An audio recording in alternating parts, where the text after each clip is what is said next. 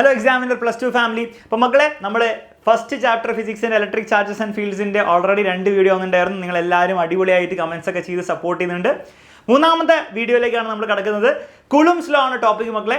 സംഭവം വളരെ സിമ്പിളാണ്. ഈ ചാപ്റ്ററിലെ എന്ന് മാത്രമല്ല ഇനി അങ്ങോട്ടുള്ള നിങ്ങൾ പഠിക്കാൻ പോകുന്ന ഫിസിക്സിലെ തന്നെ ഏറ്റവും ഇമ്പോർട്ടൻ്റ് ആയിട്ടുള്ള ഒരു ടോപ്പിക്കാണ് കുളുംസ് ലോ. ഇത് മനസ്സിലാക്കിയില്ലെങ്കിൽ പല കാര്യങ്ങളും ഇനി വരാൻ പോകുന്ന ചാപ്റ്റേഴ്സിൽ നിങ്ങൾക്ക് മനസ്സിലാക്കാൻ ബുദ്ധിമുട്ടുണ്ടാവും. സോ നമുക്ക് ഈ ചാപ്റ്ററിൽ ഈ ഇമ്പോർട്ടൻ്റ് ആയിട്ടുള്ള കോൺസെപ്റ്റ് നല്ല അടിപൊളി മനസ്സിലാക്കാം. ഓൾസോ മക്കളെ നിങ്ങൾക്ക് കംപ്ലീറ്റ് കണ്ടന്റ് ആക്സസ് ചെയ്യാൻ ആഗ്രഹമുണ്ടെങ്കിൽ, അതായത് ഫുൾ ഫിസിക്സ് മാത്രമല്ല കെമിസ്ട്രി ബയോളജി മാത്സ് ഒക്കെ നിങ്ങൾക്ക് പഠിക്കണം എന്ന് ആഗ്രഹമുണ്ടെങ്കിൽ ഇൻക്ലൂഡിംഗ് സ്റ്റഡി മെറ്റീരിയൽസ് നിങ്ങൾക്ക് ഒരു വർഷം വരുന്ന ഫീസ് 6,000 ആണ്. നമ്മൾ പ്ലസ് 2 ഏരിയ ബാച്ചിന് താഴെ ഡീറ്റെയിൽസ് കൊടുത്തിട്ടുണ്ട്. അതുകൂടാതെ നിങ്ങൾക്ക് നീറ്റിനോ കീമിനോ എൻട്രൻസ് കോച്ചിങ് കൂടി വേണമെങ്കിൽ നമ്മുടെ സെപ്പറേറ്റ് വേദ ബാച്ചും ഉണ്ട്. അപ്പോൾ ഏതെങ്കിലും ബാച്ചിൽ ജോയിൻ ഒക്കെ ചെയ്ത് അടിപൊളിയായിട്ട് പഠിക്കാൻ ആഗ്രഹമുണ്ടെങ്കിൽ താഴെ ഡീറ്റെയിൽസ് കൊടുത്ത് ആ നമ്പറിലേക്ക് വാട്സപ്പ് ചെയ്യുക, ജോയിൻ ചെയ്യുക, സൂപ്പറായിട്ട് പഠിക്കാം. ഓക്കെ മക്കളെ, അപ്പോൾ കൂളംസ് ലോ എന്ന് അവിടെ നിൽക്കട്ടെ. നമ്മൾ ഫസ്റ്റ് വീഡിയോയിൽ ഒരു കാര്യം പറഞ്ഞിട്ടുണ്ടായിരുന്നു, ചാർജ് എന്ന് പറഞ്ഞാൽ എന്താണെന്ന്. അപ്പോൾ നമ്മൾ അത് കണ്ടിട്ടില്ല, നിങ്ങൾ കാണണം, കണ്ടാൽ നിങ്ങൾക്ക് നല്ല യൂസ്ഫുൾ ആയിരിക്കും. അപ്പോൾ അവിടെ പറഞ്ഞ കാര്യം ഇത്രയേ ഉള്ളൂ, 2 ചാർജ് ഉള്ള ആൾക്കാരെ നമ്മൾ അപ്പുറത്തുപ്പുറത്ത് കൊണ്ടുവച്ചാൽ അവർ രണ്ടുപേരും എന്ത് ചെയ്യും? അട്രാക്റ്റ് ചെയ്യുന്ന നമ്മൾ പറഞ്ഞത്. പക്ഷെ അട്രാക്റ്റ് ചെയ്യണം നിർബന്ധമില്ല, അട്രാക്റ്റോ റിപ്പലോ ചെയ്യും. അതായത് ബേസിക്കലി അവർ ഒന്നെങ്കിൽ രണ്ടുപേരും അങ്ങോട്ടും ഇങ്ങോട്ടും പിടിച്ച് വലിക്കും, അല്ലെങ്കിൽ അങ്ങോട്ടും ഇങ്ങോട്ടും പിടിച്ച് തള്ളും. അട്രാക്റ്റ് ചെയ്യും അല്ലെങ്കിൽ റിപ്പൽ ചെയ്യും. ബേസിക്കലി അങ്ങോട്ടും ഇങ്ങോട്ടും ഒരു ഫോഴ്സ് എക്സേർട്ട് ചെയ്യും. 2 ചാർജുള്ള പ്രോട്ടോൺ ആയിക്കോട്ടെ ഇലക്ട്രോൺ ആയിക്കോട്ടെ അങ്ങനെ ചാർജുള്ള വേറെ കുറേ ആൾക്കാരുണ്ട്. അവരെ അടുത്തടുത്ത് കൊണ്ടുപോയി വെച്ച് കഴിഞ്ഞാൽ അവർ അങ്ങോട്ടും ഇങ്ങോട്ടും ഫോഴ്സ് കൊടുക്കും. ഒന്നെങ്കിൽ അങ്ങോട്ടും ഇങ്ങോട്ടും വലിക്കും അല്ലെങ്കിൽ തള്ളും. ഇനി ഫോഴ്സ് കൊടുക്കും, ഇതൊക്കെ ജസ്റ്റ് ഇതിൽ ഫിസിക്സ് ഒന്നുമില്ല. ഇതിപ്പോൾ ജസ്റ്റ് 2 ചാർജ് കൊണ്ടുവച്ചാൽ അങ്ങനെ കൊണ്ടുവെക്കാൻ പറ്റില്ല, പ്രാക്ടിക്കലി പോസിബിൾ അല്ല. പക്ഷേ കൊണ്ടുവച്ച് കഴിഞ്ഞാൽ നമുക്ക് കാണാവുന്നുള്ളൂ. അതിൽ ഫിസിക്സ് ഒന്നുമില്ല. ഫിസിക്സ് എവിടെ വരുന്നത്? ആ ഫോഴ്സിനുള്ള പ്രത്യേകത, ആ ഫോഴ്സ് എന്തിനെയൊക്കെ ഡിപ്പെൻഡ് ചെയ്യുമെന്നാണ്. അവിടെയാണ് ഫിസിക്സ് വരുന്നത്. അവിടെയാണ് നമ്മുടെ കുളുംബ് വന്നത്. കുളുംബ് എന്ന് പറഞ്ഞു ആ ഫോഴ്സ് എന്തിനോട് പ്രൊപ്പോർഷനാണെന്നറിയോ?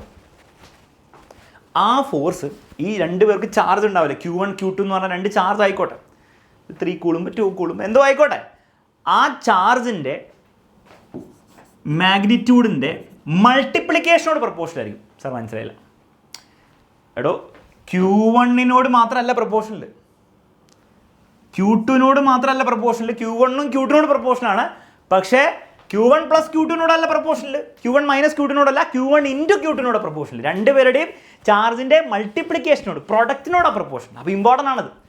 Q1 + Q2 പ്രൊപ്പോർഷൻ ആവായിരുന്നു, പക്ഷെ അങ്ങനെയല്ല, Q1 × Q2 പ്രൊപ്പോർഷൻ.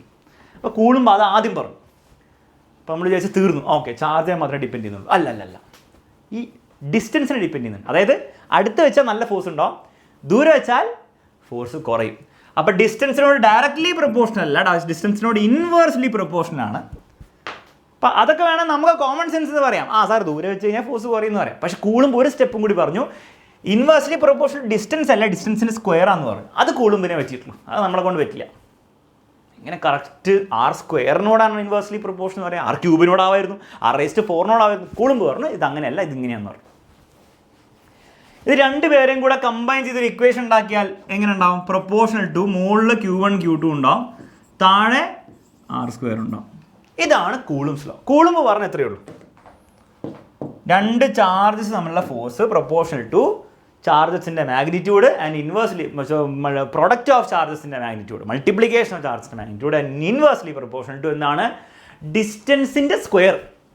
അത് ഇംഗ്ലീഷ് എഴുതിച്ച സംഭവത്തിലുള്ളൂ, ഞാൻ വായിക്കുന്നൊന്നുമില്ല. നിങ്ങൾ വായിച്ചിട്ട് ബൈ ഹാർട്ട് ചെയ്ത് വെച്ചാൽ പരീക്ഷയിൽ ചോദിക്കും വാട്ട് ഇസ് കൂളുംസ് ലോ, അപ്പോൾ എഴുതി വെക്കുക. വായിക്കേണ്ട ആവശ്യമില്ല, വീഡിയോ പോസിറ്റീവ് വായിക്കാൻ പറഞ്ഞ കാര്യം തന്നെയുള്ളൂ. അപ്പോൾ ഇതാണ് കൂളുംബ് പറഞ്ഞത്.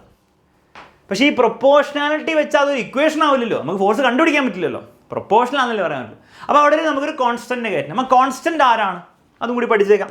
കോൺസ്റ്റൻറ്റ് വളരെ സിമ്പിളാണ് മക്കളെ. ഫോഴ്സ് ഇസ് ഈക്വൽ ടു ആ പ്രൊപ്പോർഷൻ്റെ വാല്യൂ മാറ്റാൻ വേണ്ടി ഈക്വൽ ടു എന്നിട്ട് ആ കോൺസ്റ്റൻറ്റ് എന്താ അറിയാം മക്കളെ? 1/4πε0. അപ്പോൾ ഈ ആളില്ലേ ഈ എപ്സിലോൺ എന്ന് പറഞ്ഞ സാധനം, അതിന് അല്ല വിളിക്കുക, അതിനെ എപ്സിലോൺ എന്ന് വിളിക്കുക. എപ്സിലോൺ ഒരു ഗ്രീക്ക് സിമ്പിളാണ്, ആൽഫ ബീറ്റ ഗാമ പോലെ എപ്സിലോൺ ഗ്രീക്ക് സിമ്പിളാണ്. എപ്സിലോൺ 0 എന്ന് പറയുന്നത് എന്തുകൊണ്ടാണ് ഞാൻ പറഞ്ഞുതരാം, പക്ഷെ തൽക്കാലം നിങ്ങൾ മനസ്സിലാക്കി വെക്കും. അപ്പോൾ ഇതാണ് കോൺസ്റ്റൻറ്റ്. 1/4 എന്താണെന്ന് അറിയാം, പൈ എന്താണെന്ന് അറിയാം, എപ്സിലോൺ 0 മാത്രമല്ലേ പുതിയ ആളുള്ളൂ. അപ്പോൾ ഇതാണ് ആ കോൺസ്റ്റൻറ്റ്. അപ്പോൾ ബാക്കി എന്ത് വരും? Q1 Q2 / R² വരും. ഇതാണ് നമ്മുടെ ഫോഴ്സിൻ്റെ ഇക്വേഷൻ.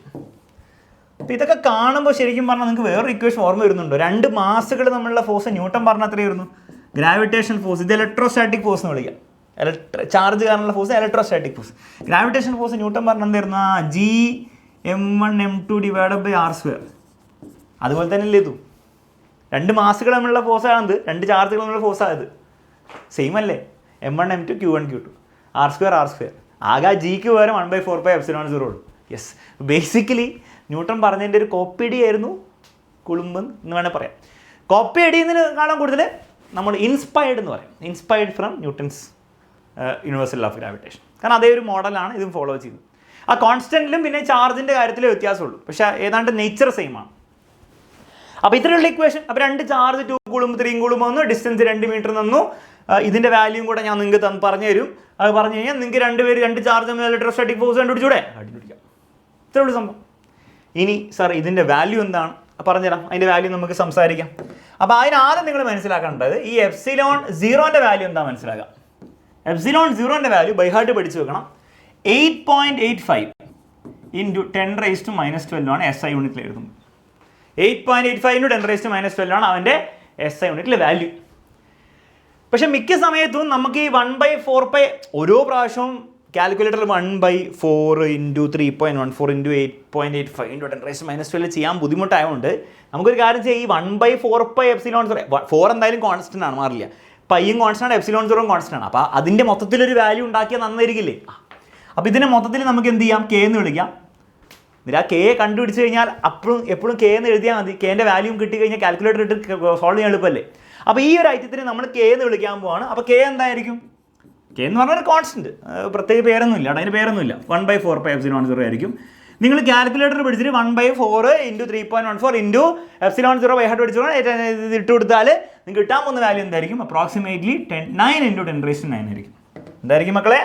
അപ്രോക്സിമേറ്റ്ലി 9 × 10⁻9 ആണ്. ഇത് കുറച്ചുകൂടി വൃത്തിയുള്ള നമ്പറാണ്, കുറച്ചും കൂടി വൃത്തിയുള്ള നമ്പറാണ്. അപ്പോൾ അത് പഠിച്ചു വെക്കുകയായിരിക്കും എളുപ്പം. ഓക്കെ, അപ്പോൾ നമുക്ക് ഇക്വേഷൻ, മോഡിഫൈഡ് ഇക്വേഷൻ എങ്ങനെ എഴുതാം? F = 1/4πε0 എന്ന് വേണ്ട, K Q1 Q2/r². ഇതിൽ Q1 Q2 തരും, R ഡിസ്റ്റൻസും തരും. K എത്രയാണെന്ന് നമുക്കറിയാം, ബൈ ഹാർട്ട് പഠിച്ചിട്ട് 9 × 10⁻9 ആണെന്ന് അറിയാം. പണി എളുപ്പമായി. റെഡി? ഇത്തിരി സംഭവം. ഇനി ആരാണ് സാർ ഈ ε0? ε0 ഒരു സിമ്പിളാണ്. ആരാണ് പക്ഷേ ε0? അതിൻ്റെ അർത്ഥം എന്താണ്? അർത്ഥം വളരെ സിമ്പിൾ ഉള്ളൂ. ε0 എന്ന് പറഞ്ഞാൽ പെർമിറ്റിവിറ്റി ഓഫ് എയർ അഥവാ വാക്യൂം എന്ന് മനസ്സിലാക്കാം. എടോ, ഈ 2 ചാർജുകൾ എവിടെയാണ് വെച്ചിരിക്കുന്നത്? നിങ്ങൾക്ക് എവിടെ വേണേൽ വെക്കാം. നിങ്ങൾക്ക് വെള്ളത്തിൽ 2 ഇലക്ട്രോൺസിന് 2 വെള്ളത്തിൽ കൊണ്ടിട്ടൂടെ? നിങ്ങൾക്ക് എണ്ണയിൽ കൊണ്ടിട്ടൂടെ? മണ്ണെണ്ണയിൽ കൊണ്ടിട്ടൂടെ? എവിടെ വേണം? അപ്പോൾ ഈ 2 ചാർജസ് ഏതൊരു മീഡിയത്തിലായിരിക്കില്ലേ? ആ ഓരോ മീഡിയത്തിനും ഒന്നുണ്ടാവും, ഒരു പെർമിറ്റിവിറ്റി എന്ന് പറഞ്ഞ സാധനം ഉണ്ടാവും. ആ പെർമിറ്റിവിറ്റിനെയാണ് നമ്മൾ എന്ത് ചെയ്യുക? ε വെച്ചിട്ട് റെപ്രസെൻറ്റ് ചെയ്യാം. ഇപ്പം വെള്ളത്തിനൊരു പെർമിറ്റിവിറ്റി ഉണ്ടാവും, ഓയിലിനൊരു പെർമിറ്റിവിറ്റി ഉണ്ടാവും, അങ്ങനെ ഓരോ മീഡിയത്തിനും പെർമിറ്റിവിറ്റി ഉണ്ടാവും. അതുപോലെ നമ്മൾ ഇവർ രണ്ടുപേരും എയറിൽ അഥവാ വാക്യൂത്തിൽ, രണ്ടും ഓൾമോസ്റ്റ് സിമിലർ ആണ്. എയറിലോ വാക്യൂത്തിലോ കൊണ്ട് വെച്ചാൽ ആ എയറിനും വാക്യൂത്തിനും എയറിന് ഇവിടെ കാണുന്ന എയറിന് ഒരു പെർമിറ്റിവിറ്റി ഉണ്ട്.